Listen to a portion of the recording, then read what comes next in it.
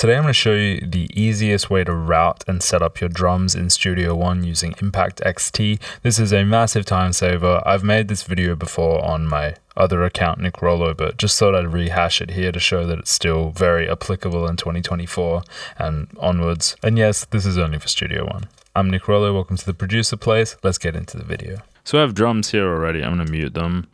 And as I said, we're using Impact XT. This is Studio One 6.6, but it will apply to all Studio Ones, I'm pretty sure. So Impact XT, you put all your drum samples in, that sounds great. And actually, this is good timing because I wanted to reroute this anyway. So you boot up Impact XT and you open it, and it looks like this. You've got lots of different pads, different banks, and all of them are going to Stereo One, Impact Stereo One.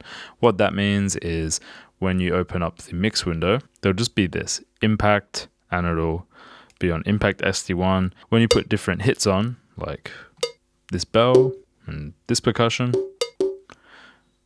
and this one, pretty much despite being on different pads, they will all come through Impact Stereo One, which is fine, no problem with that. Just makes it harder to actually mix things. To do this, basically, you would need to just do stuff inside of Impact. Not a massive fan of doing that. This is where we change it up. So what you could do is you can just change the stereo output, and now this is going through different outputs here.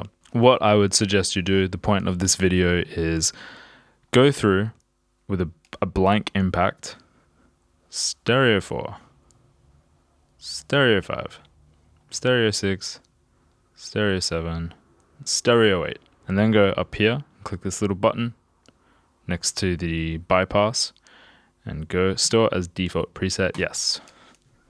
And now what you'll find is when we drag a new presence of Impact across, we have all of these and we have all of these. You can obviously do as many as you like. You could do 4, you could do 8, you could do 16. I like 8. It's not too many that it completely clutters up my mix rack because I don't want like tons and tons of different drums. I can always add more. 4 would be a little bit too limiting, so I find 8 works really well with me. And now you'll see when I hit it, it goes on different channels. Makes it easier to mix. And you might wonder, should I do mono? Should I do stereo? I don't really think it matters. I've been doing mono up until today when I've just changed it back. The only reason I'm changing it back is because I like to put stereo effects on stuff, and it's a trek for me to have to go and actually reroute things, so I'd rather everything be stereo. If it's a problem with kicks, you can convert it to mono if you need.